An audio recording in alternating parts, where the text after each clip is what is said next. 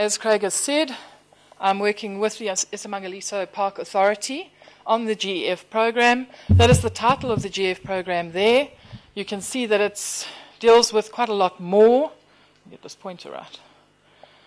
Than just the conservation. Is this working? Yeah. Just the conservation of the system.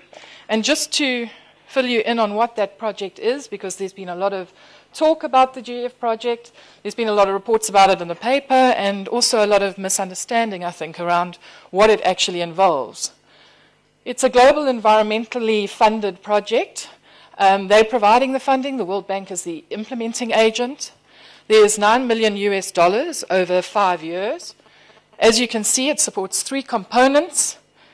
So not just conservation aspects, but also entrepreneurial activities, commercial development, looking at capacity building, and community development in and around the park. The components I'm going to be dealing with, and if you'd like to know any more about the other 2 components, Bronwyn James, the GF coordinator, program manager, is here today, so she can fill you in on some of the others at tea time. But I'm going to be looking at just the first component, hydrology and ecosystem functioning, of the iSimangaliso Wetland Park. And I'll come back to that. I'll wrap up towards the end of the project, of the talk, about what that is involving from now on. But Ricky has given you quite a lot of detail about what has gone into management and interventions with the St Lucia system. I'm going to deal with that just in summary. You have that as background, and there are other talks that will be dealing with that, also Digby's that comes after me. Why has there been such concern over the estuary? Why has anybody seen fit to even start a program like the GEF program and throw a lot of money at dealing with a system like this? We've had prolonged mouth closure. It's now been 10 years of mouth closure on that system, with very high salinities in the northern parts of the system, reaching a high of 200 parts per thousand at times.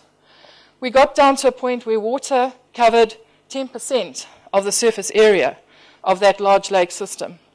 And as Ricky mentioned, the Estuarine health status has been evaluated at an E, so a very low grading in the recent SANBI National Biodiversity Assessment.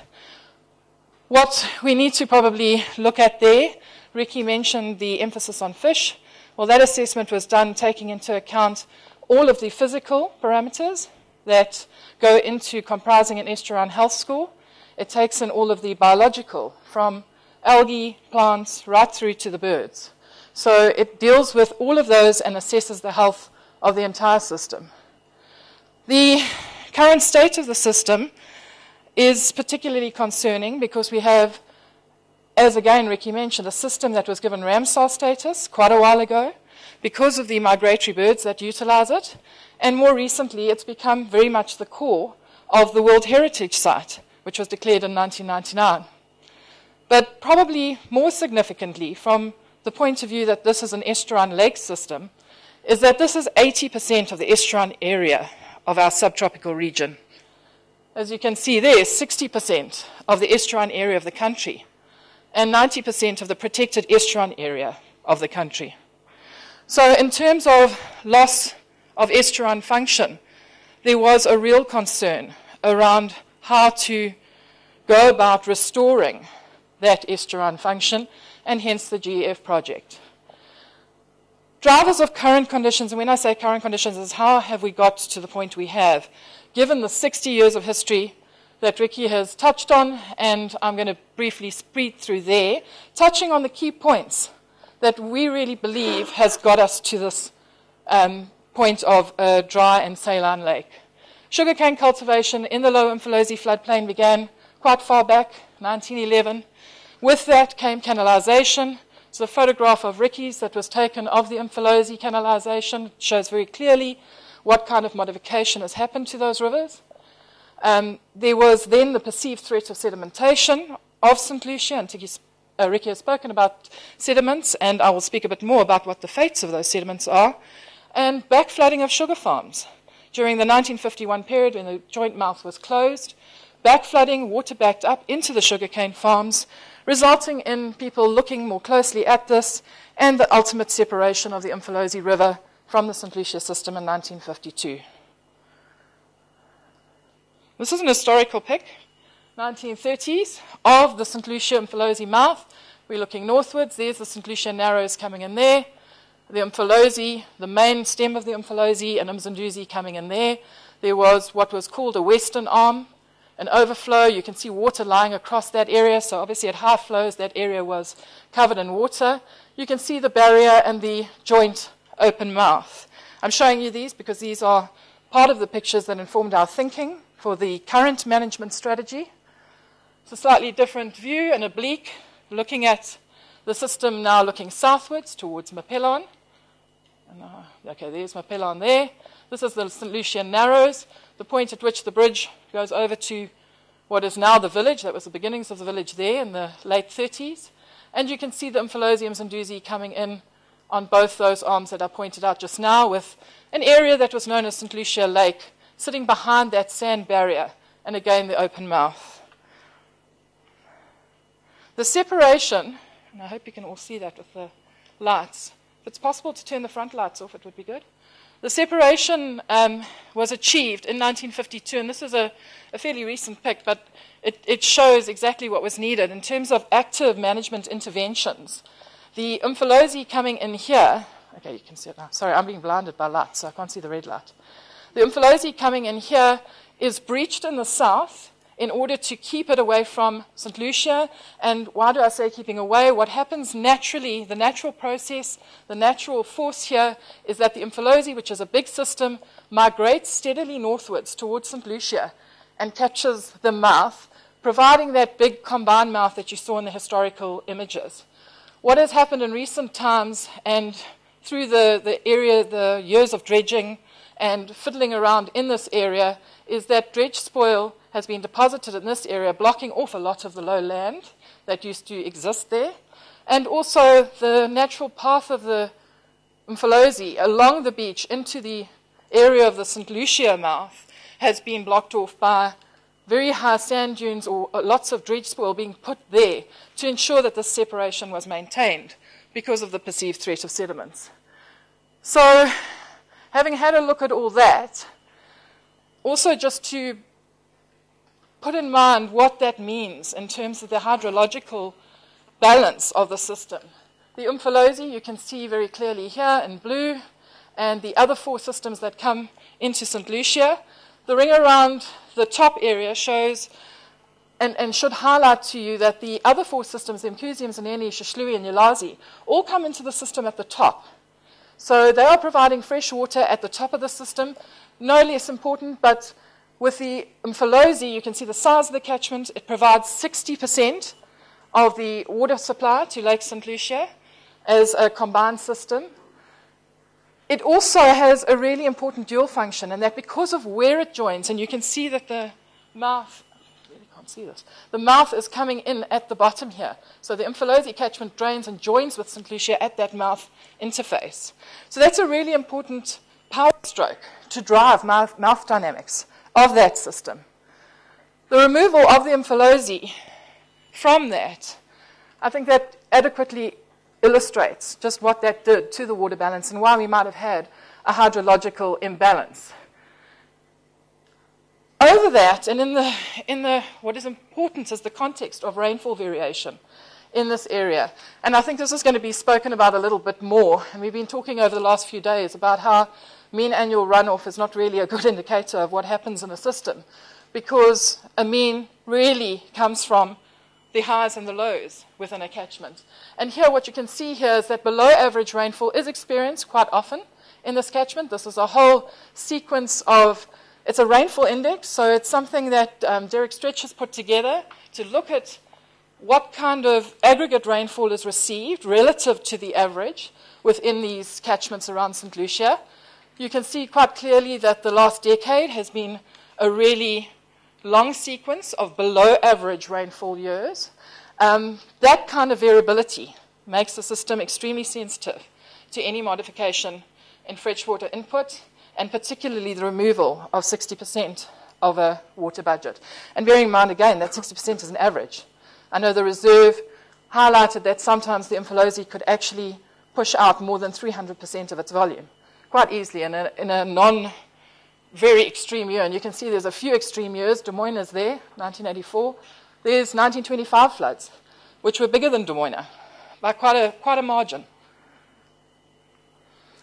That brings us to, oh, mine hasn't changed.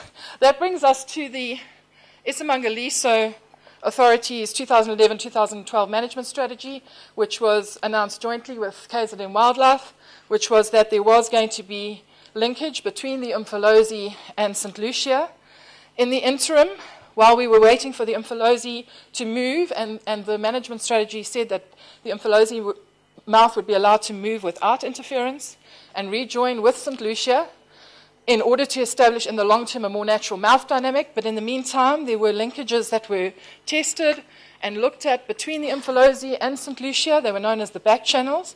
And again, there seems to be quite a bit of confusion between these two processes. This process here, the back channels, it was a short-term emergency measure to try and allow as much fresh water as possible through to St Lucia from the uMfolozi catchment during mouth closure events, because that was really the only time it could function. So it was to really try and offset some of the evaporation. Unfortunately, it was also quite a constrained channel in that it only operated when the uMfolozi was closed, and it had fairly high control points, so water only flowed when certain heights were reached. But it did what it was designed to do. As we moved forward to the more mid-term, medium-term strategy to allow the uMfolozi to move, what was that strategy informed by? Basically, the new research on water balance, some of which I've mentioned, as well as the fate of sediments. We had 2 scientific workshops, one of which had nearly every estuarine scientist in the country attending and providing their ideas and thoughts around what needed to occur there. That was a workshop that was held to inform one of the scoping studies of the GF project, which has been completed. There was also quite a review of scientific knowledge that happened around that time with a WRC report that was produced, as well as an assessment of the St Lucia Lake's status in terms of the Sandby project. And we also used, in terms of informing those, the ideas of what to do next were historical maps, photos, and descriptions of what the system had been like previously, or before any sorts of interventions. Some of the main principles that came out of those, which I think are worth going through because they're really important, and that is without the uMfolozi being linked to St Lucia, the system was unlikely to open easily and unlikely to recover. With the uMfolozi combined, we have a very high likelihood that the mouth will remain open 70 to 80% of the time. 2 different types of models, 2 different sets of researchers have shown that. The reserve showed that first with limited data. Derek Stretch has done some very detailed studies and shown that that combined mouth is likely to remain open at least 70% of the time, with the uMfolozi being part of that. He's also done some sediment work and has come up with the idea that sediment input is probably not as much of a threat as previously thought. No one is denying that there's elevated sediments within the uMfolozi. It's the fate of those sediments, where they go, and which sediments are a threat. He's ended off, in fact, his latest chapter with a statement that says sedimentation is a natural part of the wet-dry and open-close cycles that characterize the St Lucia system. 2 minutes. Thanks. Okay, so what do we do in terms of the more medium-term strategy about allowing the system to rejoin? As I mentioned, the uMfolozi does move naturally northwards, and you can see here the progression that we monitored over the summer, this previous summer that we've just gone through, from a point at which the uMfolozi was breached at the beginning of November. It moved very rapidly northwards to the end of February when flows slowed down, at which point it was within striking distance of St Lucia. 200 to 300 meters of sand separated the 2 systems. The uMfolozi knew where it wanted to go. At that stage, when flows slowed down, there was the idea that in order to facilitate that linkage, which was unlikely to now happen through the winter because flows were just not of a size and a magnitude that they would do something, that the beach spillway would be dug in that striking distance area within the 300 meters. There would be a low gradient area, and you can see the high levels of sand there, the high dunes, bearing in mind that that's all artificially placed dredge spoil that was put on the beach. So an area was dug to lower the gradient between there, which was hampering the progress of the Mfolozi northwards, to facilitate water flowing down that spillway once the Mfolozi closed. We waited a while. The spillway was prepared and ready towards the end of March. By the 6th of July, the Mfolozi closed, and it was opened, and Mfolozi water flowed, and basically, after 60 years, the Mfolozi was rejoined with the St Lucia system. I'm just going to take you through some of the consequences very quickly, but this gives you some idea. That was shortly after the linkage had happened. Just try and keep a mental image of that beach area. That's looking down towards St Lucia, looking back towards the Mfolozi. And I'll come to where it is at now, so try and remember that. Short-term system responses and consequences of the spillway connection. We saw a very quick lifting of water levels in the Narrows. The Mfolozi basin dropped very rapidly, so the water that was contained within that closed Mfolozi moved quite rapidly through to St Lucia. In fact, slower than I would have expected. Certainly flowed very, very strongly for the next week after the initial linkage was made. We know from the water level recordings that we've got that it did result in northward flow of water from the Narrows. For those of you who know the system, you'll know that the Narrows has a high point at Makakatan, which holds water back, and also that there's a gradient down from the mouth to the sea. So as the Narrows filled up, water started flowing northwards towards the lakes. It's difficult to quantify exactly how much at this stage because the water level recorders in the lake area were at that point out of water. The amount of water was calculated. We had people monitoring the flow through that spillway, and approximately 16.4 million cubic meters of water moved through in the 8 weeks that linkage was in place in that form. We then had the September rains. We had a very, very high rainfall event over the weekend of the 6th to the 8th of September. In fact, the week before that, it actually started raining. And what happened was that the Mfolozi really started scaling up in terms of flow and volumes. And you can see this is what the beach spillway looked like afterwards. It widened to 30, 50 meters, which was exactly what it was designed to do. The idea was to create a nick point through that beach berm such that the Mfolozi could find its way back along its natural area. You saw this photograph already, but what I would like to point out, there was the breach that happened. The Mfolozi came down, water levels lifted. We got a lot of water down through the spillway before water levels reached a point at which they spilled over the bar. So it wasn't a punch-out flood. In fact, it was quite a small flood. It was about a 1 in 4. It's been estimated. It wasn't anything that would have blown the sand barrier out, but unfortunately it got over the bar. The fortunate part of it is that there's now an open mouth to the system. And so at high spring tides mainly, we have connection between the sea and the St Lucia Mfolozi system through that combined mouth. What are the salinities doing? I'd like you just to have a look at this quickly, and it gives you some idea of what the current state is. This is, for those of you at the back, it might be difficult to see the dates, but each block as you move along is a month. So we're looking at almost a year's worth of salinity data here. We've had highs. The silver there is Lister's Point.